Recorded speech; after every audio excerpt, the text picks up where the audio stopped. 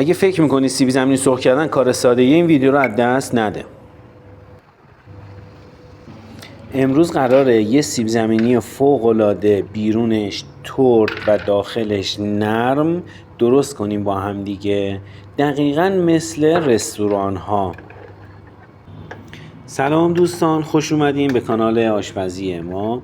امروز قراره با هم دیگه یه سیب زمینی ترد و خوشمزه درست کنیم. مرحله به مرحله هم بهتون میگم چه کار بکنیم.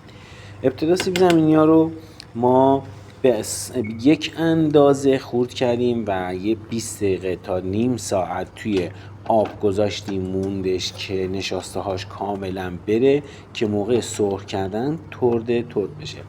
بعد انداختم توی آب جوش 5 دقیقه الی 7 دقیقه گذاشتم، قشنگ غل خورد. الان هم با آبکش اینا رو آبشون رو کاملا میکشیم، بعد میذارم باز مجددا 5 دقیقه توی آب سرد به این صورت که میبینید بمونه تا پف کنه. حالا میریم سراغ مرحله خشک کردنش. روی دستمال اینا رو مرتب میچینم، آبشون کشیده بشه که تردتر بشه و توی روغن وقتی که گذاشتیم روغنم اذیتمون نکنه، روغن نسوزونتشون.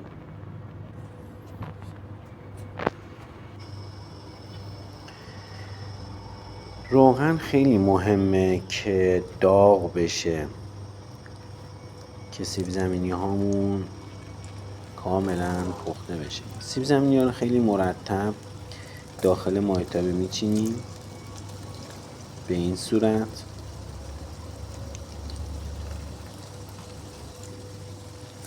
به همین صورت مرتب کنار همدیگه روی روغن میچینیم.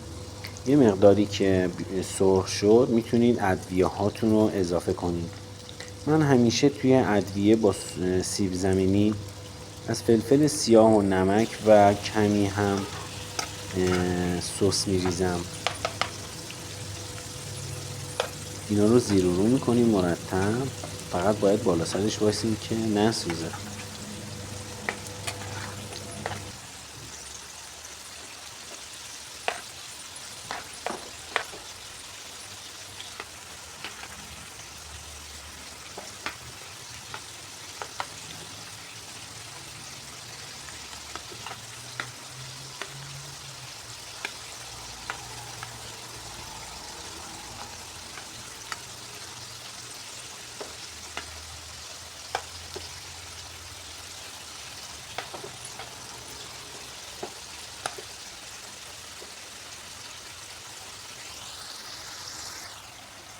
سیب زمینیامون اینجا کاملا سرخ شده. یه دونش رو امتحان کنیم میبینین داخلش چه نرمه بیرونش ترد شده. عالی به نظر میرسه.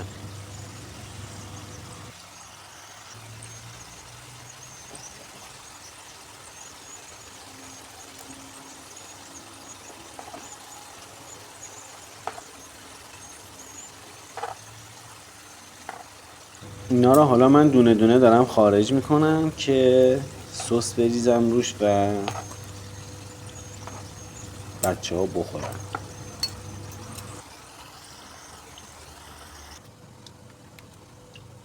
و این هم نتیجه نهایی، ترد و خوشمزه و کاملا طلایی.